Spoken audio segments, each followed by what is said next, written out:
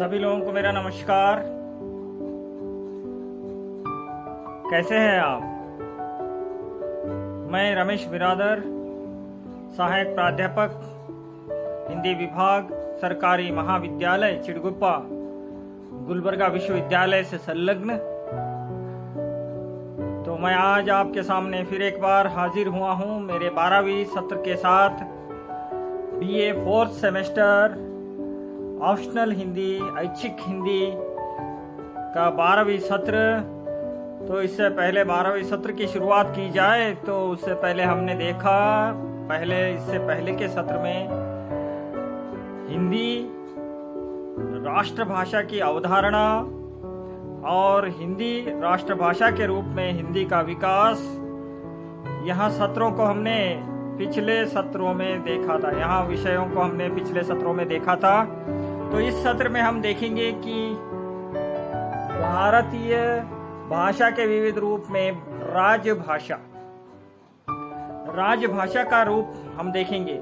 राजभाषा यानी एक राज्य की कार्यकालीन या कोई भी राज्य हो या कोई भी देश हो, वहाँ काम करने के लिए वहाँ एक लेखनी की जरूरत होती है, यानी एक भाषा की जरूरत होती है। उस राज्य के कामकाज के जितने भी तरीके होते हैं वह एक भाषा के जरिए वहाँ लिखित अंकन करना होता है। तो जिस भाषा का उपयोग अपने कामकाज में उपयोग करता है, कामकाज की भाषा के रूप में उपयोग करता है, उसे राजभाषा कहा जाता है। तो भारतीय संविधान में हिंदी को राजभाषा का मान्यता मिली है। अनुच्छेद 343(1) के अनुसार हिंदी जो है संघ की राजभाषा है। किसकी राजभाषा है? संघ की राजभाषा है। भारतीय भाषाओं में राजभाषा बदलती रही है। हम 11वीं 12वीं शताब्दी में जब जाते हैं तो उर्दू फारसी थे। हम 15वीं शताब्दी में दक्षिण की ओर आते हैं तो दक्षिणी हिंदी था। और उससे पहले हम मध्यकाल में जाते हैं तो संस्कृत हमारा राजभाषा था। राजभाषा जो होता है, हर युग में राजभाषा का जो औधा या स्टेटस जो जिसे मिलता है, वहाँ भाषा समृद्ध भाषा होती है। उस जमाने की जो भाषा उस काल की समृद्ध भाषा होती है, उसे ही राजभाषा का मान्यता मिलती है।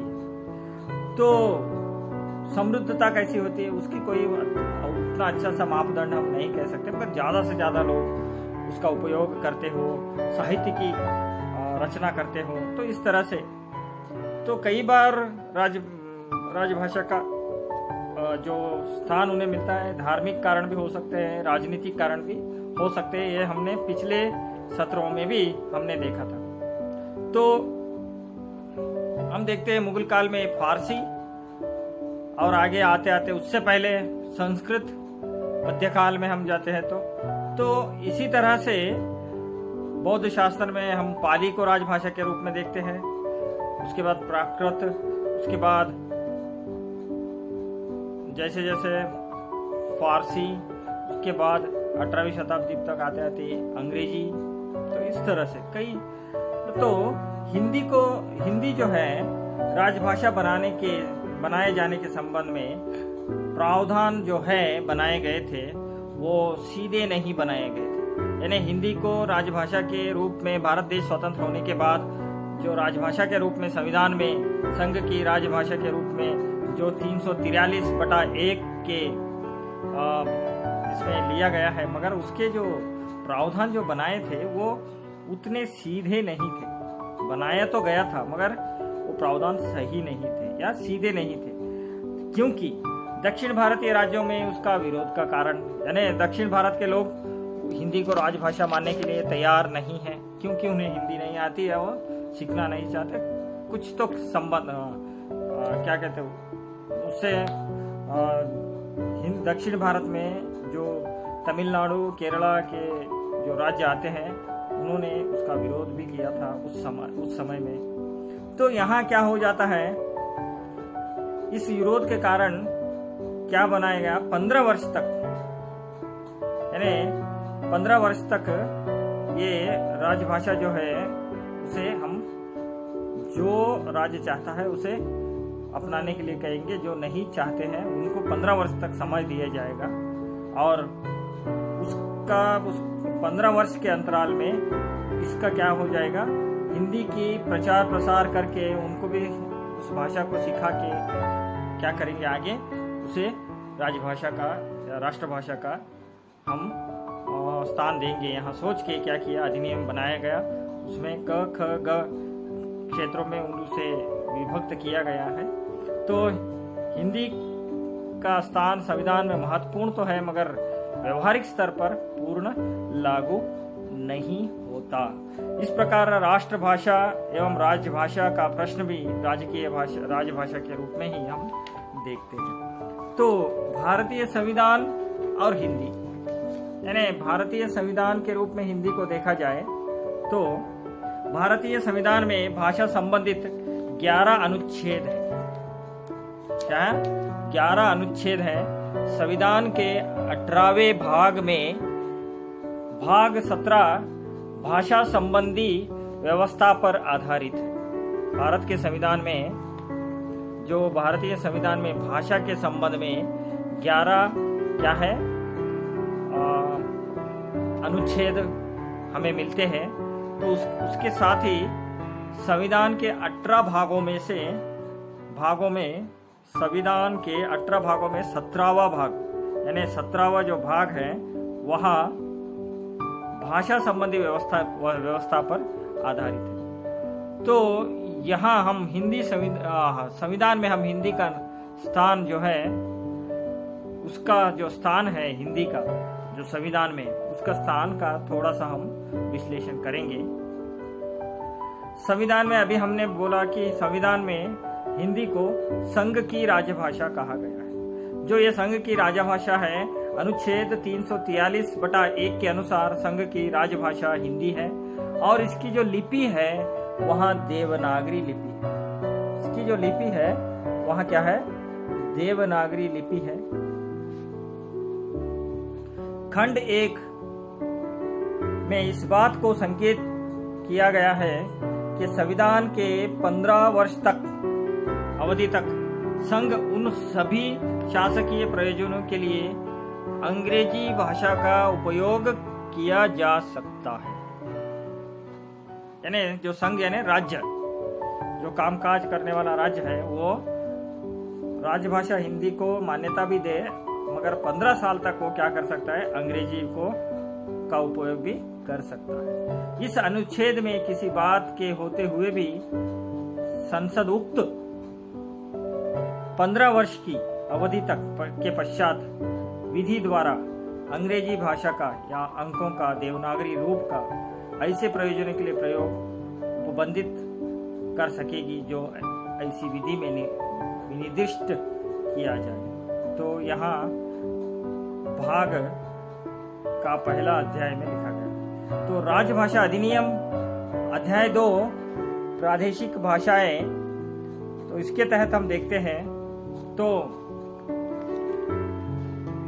प्रादेशिक भाषाओं में हम देखते हैं कि राज्य की राजभाषा एवं राजभाषाएं, इसके अंतर्गत अनुच्छेद 346 और अनुच्छेद 347, 346 एंड 347 के उपबंधों के अधीन रहते हुए किसी राज्य का विधानमंडल विधि द्वारा उस राज्य में प्रयोग होने वाली भाषाओं में से किसी एक या अधिक भाषाओं को या हिंदी को उस राज्य के सभी या किन्हीं शासकीय प्रयोजनों के लिए प्रयोग की जाने वाली भाषा या भाषाओं के रूप में स्वीकार या अंगीकार कर सकेगा। यानी जो भाषा वहाँ पर चलती है उसको भी वो वहाँ उपयोग कर सकता है। यानी कर्नाटक है, कन्नड़ा भी उपयोग कर सकता है, हिंदी उपयोग कर सकता है, किसी भाषा का भी वहाँ उपयोग कर सकता है।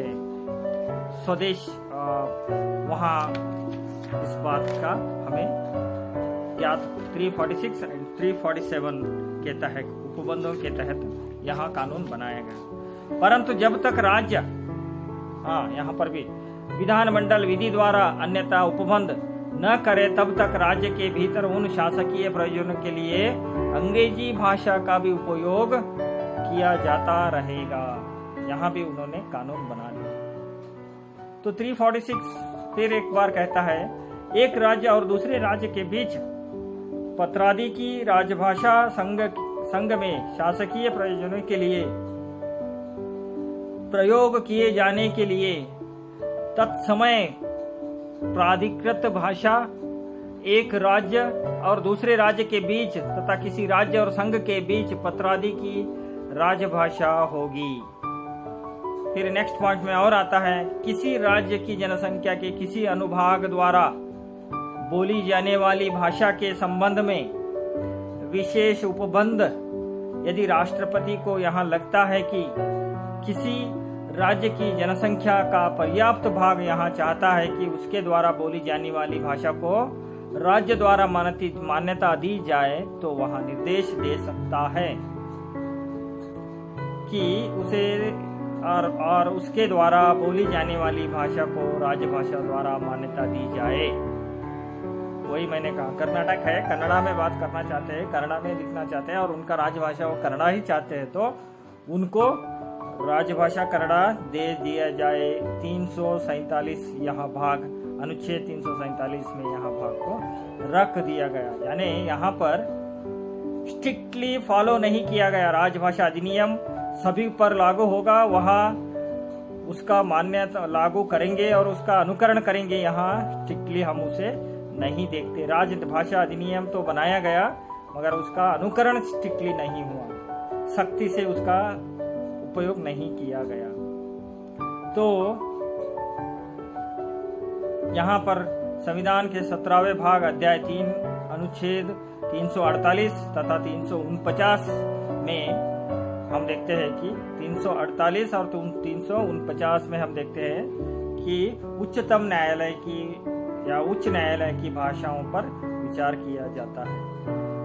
तो यहाँ पर अनुच्छेद 344 1/1 और 351 अष्टम सूची से संबंधित अष्टम सूची अनुसूची भाषाएं भारत देश ने अपनाई हैं। तो अंग्रेजी में भी हम बात कर सकते हैं, पत्र व्यवहार कर सकते हैं, अपनी मातृभाषा में भी कर सकते हैं, राज्य के राज्य भाषाओं में भी वहाँ पत्र व्यवहार कर सकते हैं। तो हम अभी देखेंगे अंग्रेजी के अष्टम अनुसूची में जितनी भाषाएं हैं उनकी भाषाएं मैं एक एक करके बोलूँगा। असमिया, उड़िया, उर्दू, कन्नड़ा, कश्मीरी, गुजराती, तमिल और तेलुगु, पंजाबी, मराठी, बंगाली, मलयालम, संस्कृत, सिंधी, हिंदी, ये 15 भाषाएं, जो 15 भाषा है वो अष्टम अनुसूची में वहां पर इतने भाषाओं को लिया गया। तो फिर हिंदी की राजभाषा तो हुई 343/1 में, तो इसके लिए उन्होंने एक प्रावधान भी रखा 351 अनुच्छेद के हिसाब से, यानी 17वां भाग में अंतिम परिच्छेद 351 में हिंदी भाषा के विकास के निर्देश के नाम से एक भाग बनाया गया। उस अनुच्छेद में कहा गया कि संघ की यह कर्तव्य होगा कि हिंदी भाषा का प्रसार बढ़ाए, जिससे वह भारत की सामाजिक संस्कृति के सभी तत्वों के अभिव्यक्ति का साधन हिंदी बने। इस तरह से हिंदी भाषा को लिया जाए, माध्यम बन सके और उसकी प्रकृति में हस्तक्षेप के बिना हिंदुस्तानी और 8वीं अनुसूची में विनिर्दिष्ट भारत की अन्य भाषाओं में प्रयुक्त रूप से शैली और पदों के आत्मसात करते हुए जहां आवश्यक हो वहां मुख्यतः संस्कृत से और गौणतः अन्य भाषाओं के शब्द ग्रहण करते हुए उसकी समृद्धि, किसकी समृद्धि, 351 अनुच्छेद के हिसाब से हिंदी की समृद्धि सुनिश्चित करने के लिए यहाँ कर्तव्य आवंटित किया गया संविधान के तरफ से संघ को। तो संघ के जो दायित्व या कर्तव्य थे, वहाँ मैं 3 कर्तव्य बोलना चाहता हूँ कि हिंदी भाषा का प्रसार बढ़ाए और हिंदी विकास के इस रूप में करे कि वहाँ भारत की सांस्कृतिक संस्कृति की अभिव्यक्ति का माध्यम बने। और संघ का यहाँ दायित्व है कि हिंदी को समृद्धि सुनिश्चित करे, हिंदी का जो समृद्धि है उसको सुनिश्चित करे। तो यहाँ पर देखते हैं कि 351 में हिंदी भाषा को राष्ट्रभाषा के रूप में बदलने के लिए या उसे ज़्यादा से ज़्यादा प्रसार के लिए इस अनुच्छेद में हमें जगह मिलती है। तो अनुच्छेद 343 बार बटा 2, अब तक बटा 1 सुना था, अब बटा 2 अभी के अनुसार राष्ट्रपति ने 27 मई 1952 को आदेश जारी किया। पहले बटा 1 में क्या बोला? हिंदी राज्य की राजभाषा है, हिंदी संघ की राजभाषा है। यहाँ अधिनियम लागू किया गया। हाँ, हिंदी की राजभाषा है और इसकी लिपि देवनागरी होगी, यह बात पहले कही गई। मगर बटा 2 में कहते हैं, देखिए बटा 2 में कहते हैं कि राष्ट्रपति ने 1952 में 27 मई को आदेश जारी किया कि जिसमें राज्यपालों और तथा उच्च न्यायालयों के न्यायाधीशों की नियुक्तियों के अधिपत्र में अंग्रेजी के साथ हिंदी का प्रयोग भी लागू किया जाए, यानी अंग्रेजी के साथ हिंदी भी रहा जाए।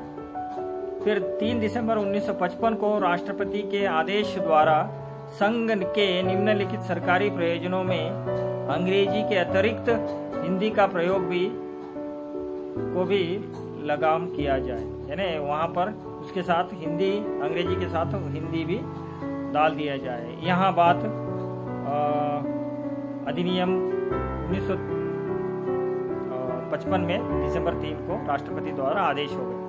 जनता से व्यवहार हिंदी में हो जाए, प्रशासनिक रिपोर्ट, सरकारी पत्रिकाएं, संसद में प्रस्तुत रिपोर्ट, सरकारी संकल्प विधियां, अधिनियम सब हिंदी में हो, संविधान और संधियों का करार हिंदी में हो, अन्य देशों की सरकारों, राजदूतों के अंतर्राष्ट्रीय संगठनों के साथ पत्र व्यवहार अंग्रेजी के साथ हिंदी में हो, और राजनीतिक और कंसाल के पदाधिकारियों को अंतर्राष्ट्रीय संगठनों में भारतीय प्रतिनिधि के नाम जारी किए जाए और औपचारिक दस्तावेज भी हिंदी में किया जाए।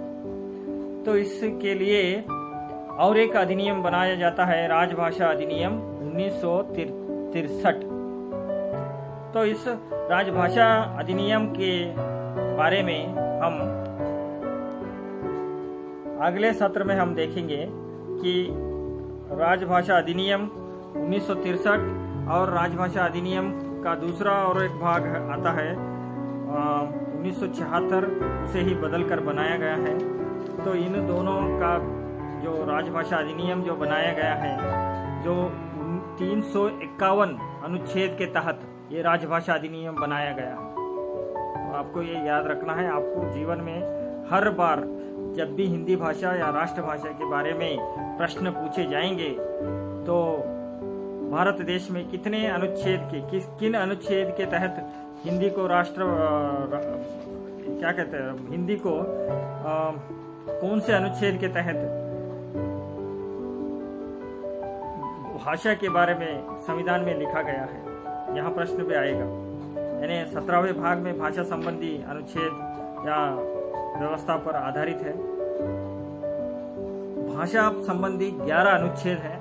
343 से 351 तक जो अनुच्छेद आते हैं वो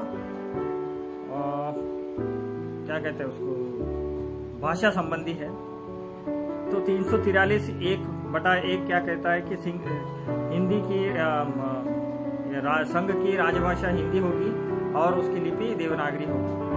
और वहाँ पर हमने ये भी देखा कि हिंदी के प्रचार को बढ़ावा देने के लिए 351 अनुच्छेद में हम देखते हैं कि हिंदी की प्रसार किया जाए। और 346 और 43 और 48 और 49 में क्या है, न्यायालयों के लिए, जजों के लिए हिंदी भाषा की प्रावधान दिया गया है, न्यायालयों का भाषा। फिर 344 के अनुच्छेद में अष्टम अनुसूची में भाषाओं के जो नाम है वहाँ दिया गया है, यहाँ हमने देखा। फिर 351 17वीं अनुसूची में क्या कर दिया गया, हिंदी की जो प्रचार प्रसार है उसको बढ़ावा देने के लिए बनाया गया। तो इसी के तहत 1963 में एक अधिनियम बनाया जाता है 10 मई को। तो वहाँ अधिनियम के तहत क्या क्या वहाँ पर कानून लाया जाता है, तो इसके बारे में हम अगले सत्र में हम इसके बारे में जानकारी प्राप्त करेंगे और आपको और ज़्यादा मज़ा आएगा। तो इसी के साथ मैं अपना आज का यहाँ सत्र समाप्त करता हूँ। और उससे पहले आप सभी लोगों को मैं एक जानकारी देना चाहता हूँ, जितने भी हमारे ये क्लासेस हो रहे हैं इसका आपको स्टडी मटेरियल, यानी जो भी हम पाठ में बोल रहे हैं उसके बारे में आपको पढ़ना है, आपको संक्षेप में। तो आपके लिए हमने स्टडी मटेरियल बनवाया है और आप उस स्टडी मटेरियल को इसी जो पीपीटी के नाम से, अभी ये 14वीं सेशन है, तो इस 14वीं सेशन का जो 12वीं सेशन का जो पीपीटी है, इस पीपीटी का आपको स्टडी मटेरियल मिलेगा। तो उसे भी आपको लेके पढ़ेंगे। पढ़ने के बाद जब ये वीडियो आप देखेंगे तो आपको बहुत अच्छे से समझ में आएगा। तो यह बात मैं कहते हुए इसी के साथ मैं विदा लेने का मेरा समय हो गया है। तो इसी के साथ मेरा आज का यहाँ सत्र मैं समाप्त करता हूँ। आप सभी लोग खुश रहें, स्वस्थ रहें, यहाँ मनोकामना करते हुए मैं अपनी बात यहीं पर ख़त्म करता हूँ। जय हिंद, जय कर्नाटक।